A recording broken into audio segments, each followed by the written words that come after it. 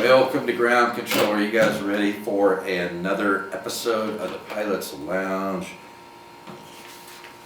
I'm putting these together pretty quick anymore because I have got all kinds of stuff going on. But as always, I want to thank my patrons, my subscribers, people who follow us on Facebook, and those of you who use our affiliate links. That really helps us out. We basically take all the money that Ground Control RC earns, which isn't much, but I put it all back into Ground Control RC, buying components, buying aircraft, and there's a lot of stuff I've had to purchase lately, so I really appreciate you guys using our affiliate links. Failures. I'll go over my failures first because I've had quite a few lately, and two of them I would say are my fault. One is the Arrows Viper. I recently had a crash on it. Luckily, it was repairable. I've got the nose straightened back out on it now, but I still have to glue some of the seams and stuff back together. I still have to switch out the ESC on it, and I want to go ahead and set it up for full 4S power as soon as my ESCs arrive. But you know, those ESCs that they're putting in those jets are very small form factor, 30 amp ESCs, and the specifications on the jet says 3S LiPo. Now I put a 4S LiPo in it, and I created what I called a 3S plus power system. So I've got 4S power in it, but I'm not using full 4S power. I put it on a load meter and found out where I needed to clip the top of the throttle range so I wouldn't kill the ESC. But even so, at peak amps I was hitting about 31.5 amps, and I just don't think those little lightweight 30 amp ESCs can handle it. You know, they're not, I don't think they're nearly as robust as a full size 30 amp ESC, which, you know, can handle 34 to 35 amps for 10-second burst. The Voluntex Phoenix version 2 I had an ESC failure on. Luckily, it maintained power until I landed it. It wasn't until I pulled the battery out of it after the flight and was putting a new battery in it that I was getting absolutely no voltage from the ESC whatsoever. Nothing was lighting up on it. And I chalked that up to being my fault too, because I went back and I looked at that Voluntex Easy Plug ESC, 30 amp ESC, which I believe is what it has in it. I haven't pulled it out yet, but I know it has a Voluntex 30 amp ESC. The Voluntex 30 amp ESCs only have a 5 volt 3 amp BEC. Well, I have the Phoenix V2 set up with flaps, so it has 6 9-gram servos in it. 2 on the ailerons, 2 on the flaps, 1 on the elevator, 1 on the rudder. But I also use my flaps as full span ailerons. So those 6 servos are working all the time, and that's a pretty big plane with pretty big control surfaces, and I just don't think 3 amps is going to be able to handle that. I made the assumption that the ESC that they had put in it, since it was designed for flaps, I assumed that the BEC on the ESC would be able to handle 6 servos. I should never have assumed that. I know better to make those assumptions. So I think that's what happened. I think I killed that ESC too, because 3 amps of power is just not going to be enough to drive those 6 servos on that big plane. So I have this ESC, which I just ordered 3 of these. It's a YEP ESC. It's a 40 amp ESC. It's rated for 2S to 6S, and it has a 5.5 volt 5 amp BEC in it. So this is what I'm going to be replacing that ESC with in the Voluntex Phoenix V2. This should not have a problem driving those 6 servos, so I should not see that problem again. I also have 3 Hobbywing Skywalker 50 amp ESCs, which have 5 volt 5 amp BECs in them. One of those is one that I'm going to use to put back in the Viper before I put it back in the air, and I'm going to use one of those for the Zeta Ultra Z EDF jet. that I put the 64 millimeter EDF unit out of the F-86 Saberjet that I just retired. I put in that. I tried using this ESC in it, but I could not get this one to time with that high kV motor. The first time I ran it up fine. It was really smooth. The second time I tried to run it up, it would just the motor would just stutter. It wouldn't even spin. I tried setting the timing to auto. I tried setting the timing to 0 degrees, 6 degrees, 12 degrees, and nothing I did would get this to spin that motor up again. So I just think that this YEP ESC can't handle the amount of RPMs, the kV on that motor. It's a 4,500 kV motor, and it's running on full 4S, so I just don't think it's able to time well with it, which is why this is going to go in my Phoenix V2. Much lower kV motor, so it shouldn't have a problem. But I did test my 60 amp Skywalker ESC on that jet. Ran it up just fine, no hesitation, no stutters. It was nice and smooth through the entire throttle range.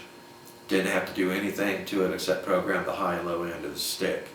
So I've used several of those Hobbywing Skywalker ESCs, and they've always proved very good ESCs. So that's what I'm going to be putting in the EDF jets. Sale items. Sale items I picked up at the Hobby King warehouse move. If you guys follow our Facebook page, I'll let you know this. The Hobby King was having a sale because they were moving one of their U.S. warehouses. Where they were moving it, I don't know. But they were moving a warehouse, and they certainly didn't want to have to move all that stock to the new warehouse. So they had some deep discounts on stuff. So I took advantage of it. I didn't take advantage as much as I could, but I took as advantage of it as my budget will allow. So I didn't get everything I wanted, but I got a lot of what I needed. So I guess that's a good thing. But look at these Tundra wheels. I got 3 sets of these Tundra wheels because I would like to design and build a mini bush plane. And I thought these would work real well with that. And also, I love my Fun Cup, but I wish I could take off from the ground out where I fly with my Fun Cup and not just land it out there. You know, I always have to hand launch it. So I bought these Tundra wheels, another set of these Tundra wheels to put on my Fun Cup 1100. So hopefully I will finally be able to take off from the ground out there and not just land on the ground with it and have to hand launch it. I got all, you know, one of the things I don't have a lot of matches of in my parts box, and I don't have a lot of our wheels. So I took advantage of their sale and I ordered all kinds of wheels. You know, all kinds of foam wheels. I better not lay them out on the table. Just all kinds, different diameters, you know, bush plane wheels, wheels that I could use on the EDF jets, really lightweight wheels, tiny wheels, just, they're absolutely fantastic. I mean, I got these for pennies, man, I couldn't believe it. Okay, I also took advantage of some 5 volt 1 amp BECs, because a lot of times with my micros I like to use opto ESCs, so I need a separate voltage regulator. So I bought, I don't know, at least three of these. I have some of these RADIOMASTER R81 SBUS receivers. Since I'm going to be buying more of the RadioLink BIME A gyros, because I really like having those in my planes for, you know, a parachute button. And I've tested one of these already and it's worked out really well. It's tiny, it's extremely compact and lightweight. You do have to solder the leads up to it, but that's not a big deal, and it works really well.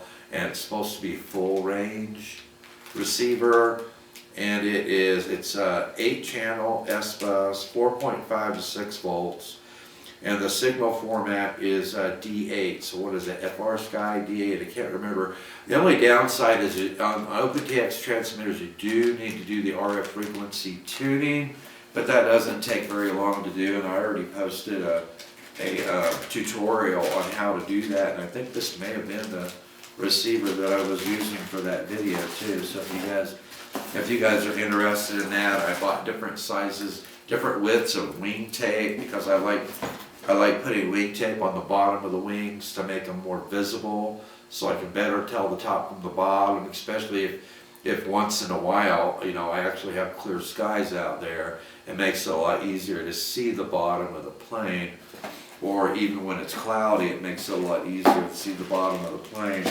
with some wing tape on it. Okay, so I also got some 3mm steel wire, some 2mm steel wire, so I could fabricate some more robust landing gear for my mini aircraft and my micro aircraft.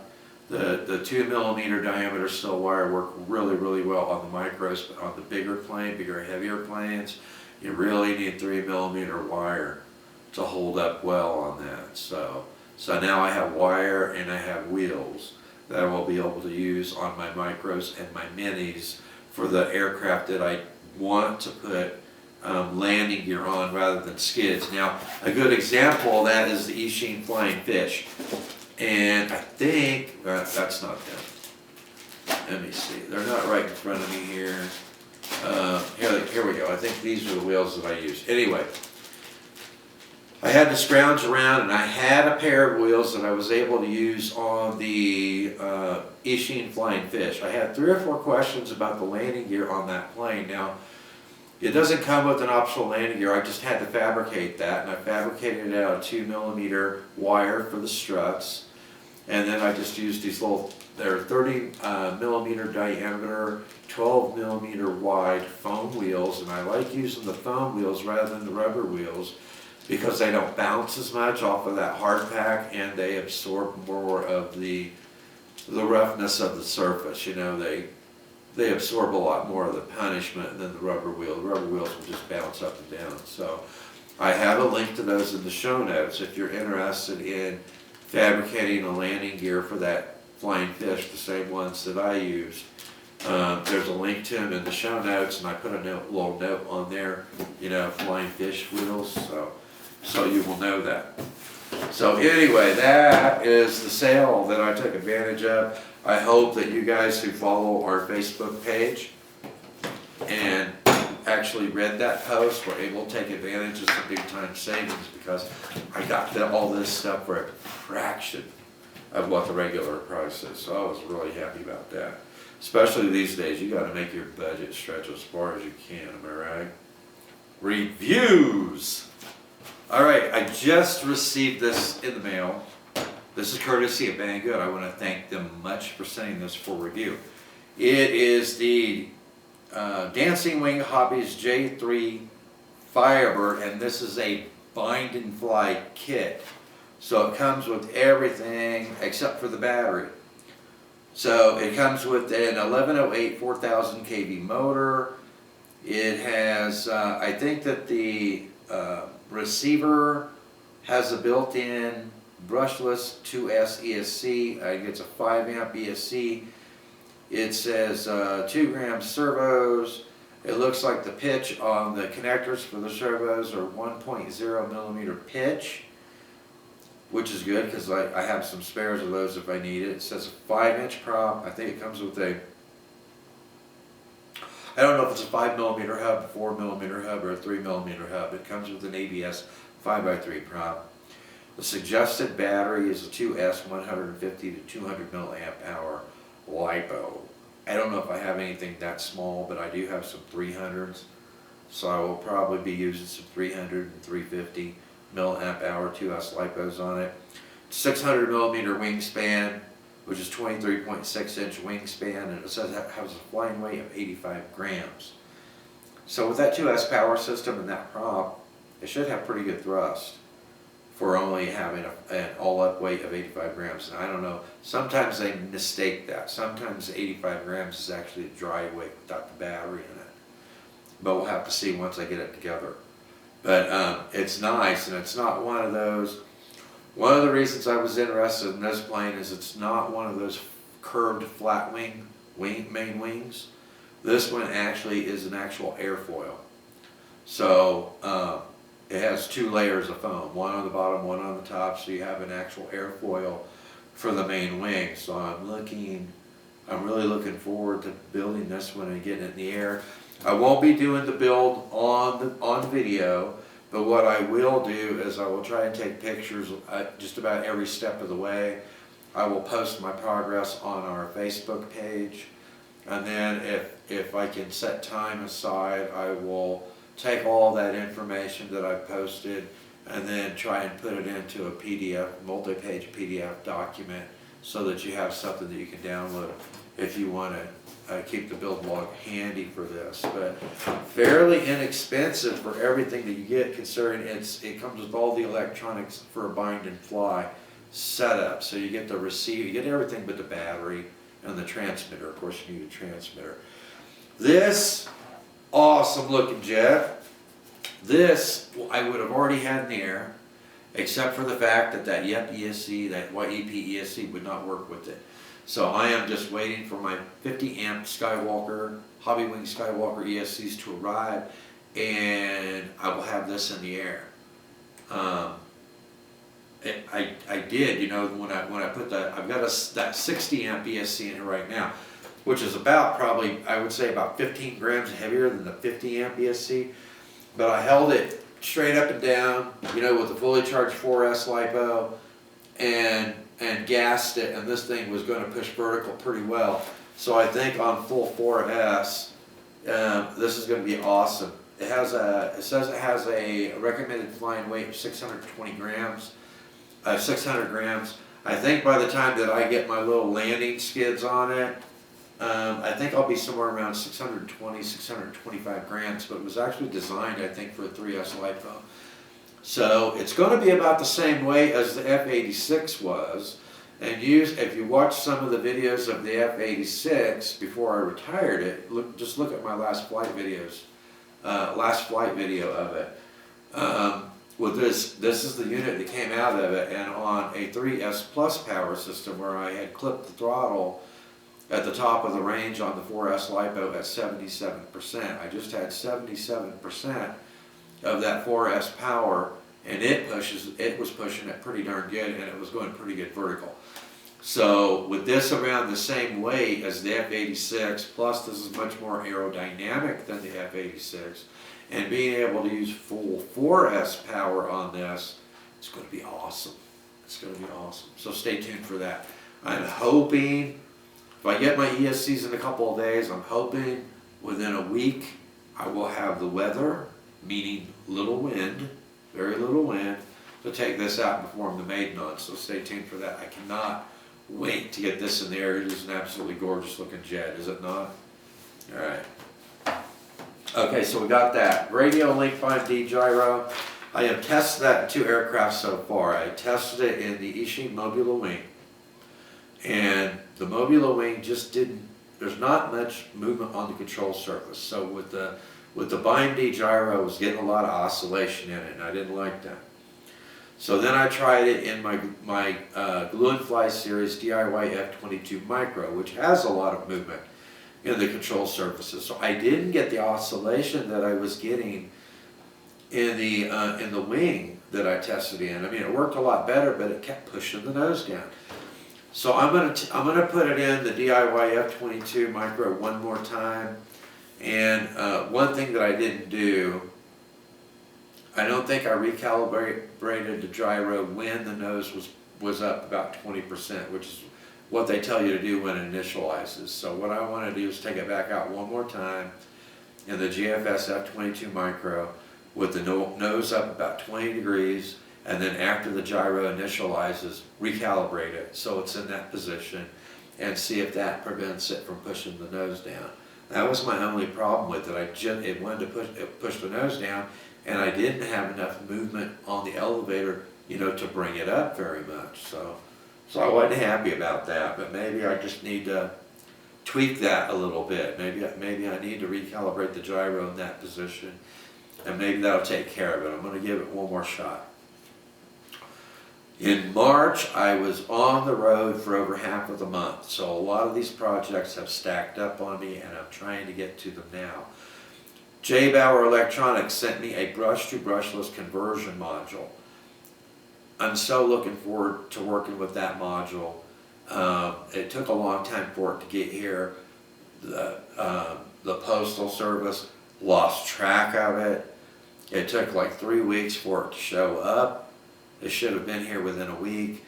So I had to move on to other projects, and so I had to put that on the back burner. So I won't be on the road for a while, so I'm trying to get caught up on all these projects. And the brush to brushless module is one of the items I'm going to be working on this week. And I'm hoping that the next day that I have weather to go out and fly, I'll be able to test that module in the air. The BetaFPV 2004 3000 kV motors, I absolutely love those motors, guys. If you've watched the latest videos I have of the Z84 wing with that motor paired up with an HQ T-mount 5x3 two-blade prop with a 4S LiPo in it, it accelerates vertically. And it has great efficiency. I accidentally forgot to set the timer on my transmitter after changing the battery in that wing. I had the wing in the air with a 4S 1300 milliamp hour 70C LiPo. I had it in the air for 11 minutes and 3 seconds, hammering the throttle about 25% of the time. After it landed, the motor was just warm. It wasn't hot, so it must have really good bearings in it. And I couldn't believe that the battery pack still had just under 3.8 volts per cell in it. So if you haven't seen that video, watch it. You won't believe it. Extreme amount of power and extreme amount of efficiency out of that power system.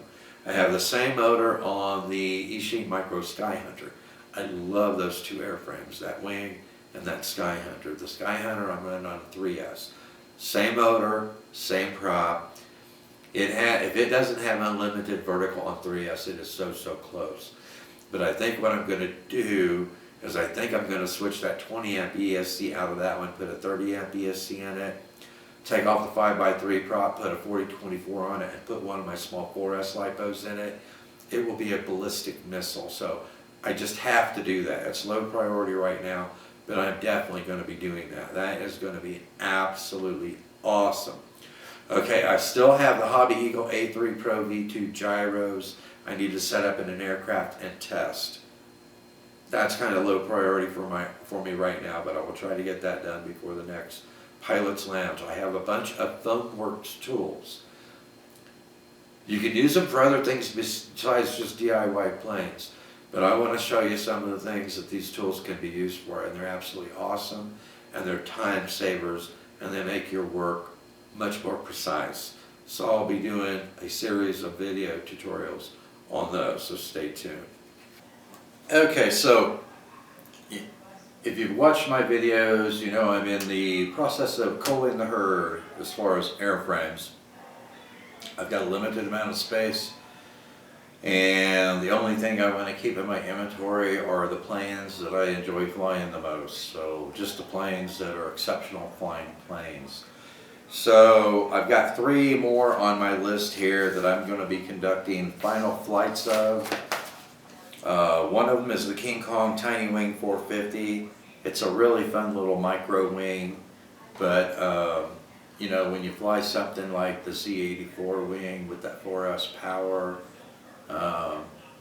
you know, it kind of leaves the micro wing in the dust, you know what I mean? So, and the KF plane, F-35 beginner park jet, I recommend that plane as the best beginner park jet that I have flown so far. It would be nice if you could bind that up to an OpenTX transmitter, but last time I checked there was no support for it.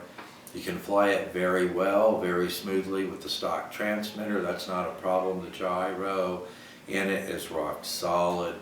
It's one of those little brushed motor park jets. I've flown 3 or 4 of those micro beginner park jets so far, and that one is the best beginner park jet that I have flown. But you know, it can't compete with my DIY park jets, my micro or my mini. So I'm going to be giving that to a family member to try to get them interested in the hobby. So that's what I usually do with my micros, you know, my ready to fly planes that I have is once I've conducted a review of them, I give them away to family members, nieces, nephews, get them interested in the hobby. The Yak 54 3D plane, it's an awesome flying 3D plane, but 3D flying is just not my cup of tea, I guess I would say. I've really enjoyed flying it. It's very graceful in the air. It's got plenty of power. It's extremely maneuverable. But, you know, with a 3D plane, especially the flatboard 3D plane like that, you're pretty much cruising around with it and then doing aerobatics with it. And I enjoy doing that, but I enjoy flying non-3D planes a lot better. And so I'm going to have to cull that one from the herd too. So you'll be seeing final flights of those 3 airframes coming up. I have in the pipe. I have a chuck glider that I'm going to be converting or attempt to convert. I wanted to find a larger form factor chuck glider. You guys have already seen my little 48 centimeter chuck glider that I've got, and it flies extremely well. It's got a pusher motor on the tail, and it's like flying a bat. It's so maneuverable, and it's a lot of fun, and I've been flying it forever now. I did that conversion a very, very long time ago, and I still fly it today. But I wanted to find a larger form factor chuck glider that I could convert, and I'd like to put dual tractor motors on the wing after flying that Eachine Flying Fish with the dual motors on it. I had made up my mind that I was going to look for a larger form factor chuck glider to convert with dual tractor motors on it. So I'll put a picture of it up on the screen, but I'm not sure if it's made out of EPO or if it's made out of EPP. Because when I searched for information on it before I pulled the trigger on it, in one place I think it said EPO, another place it said EPP. It doesn't matter to me whether it's made out of EPO or whether it's made out of EPP, but I won't know until it actually shows up, and hopefully it will show up in good condition. But we'll see. But it's a 99 centimeter. I guess I just couldn't quite make that 1 meter wingspan. It's a 99 centimeter. But I think that will be a lot more fun than the 48 centimeter wingspan, you know, the little micro chuck glider. So I'm really looking forward to this. My goal is to set it up on 2S with 2 tractor motors. If I can keep the all-up weight at 175 grams or less, looking at my thrust numbers, I should have somewhere around a 1.9 to 1 thrust to weight ratio. If I can't keep the weight under 175 grams, I can always put a 3S LiPo in it instead of a 2S LiPo. So either way I go, I'm going to have plenty of power on this dual motor glider conversion. So I don't know when I'm going to be able to get to it. I don't know when it's going to show up. It might not show up until the end of this month. But we'll see. I'll be highlighting it, you know, once it arrives to show you what it is and what I'm going to do to it. And I will be updating my favorite planes list. I've got quite a lot of them. Most of the airframes that I have in my inventory now are just fantastic flying aircraft. I don't know if I will have posted it before I post this video, but I've been taking out the Eachine Micro Sky Hunter and the Z84 Wing a lot lately. I just have a blast with. I have even more fun with those now than I had with them before. Now that I upgraded the power system with those BetaFPV 2004 3000 kV motors. Just fantastic flying aircraft. You know, very maneuverable, very stable, very forgiving, and just, you know, just the power that they have now. Just, I absolutely love flying them. So in one of the videos, I sat down and I added up all the costs of all the components that I had in each one of those aircraft, as buying the kits and putting them together with the components that I have in mind. if you want to do that, you can have two exceptional flying aircraft with tons of power for very little money. So if I haven't posted those yet, look for them. I'll have links to all those components in there. You won't believe how little you're going to have to spend to get two exceptional flying aircraft like that. So stay tuned for that. Thanks for watching, and I will see you in the air.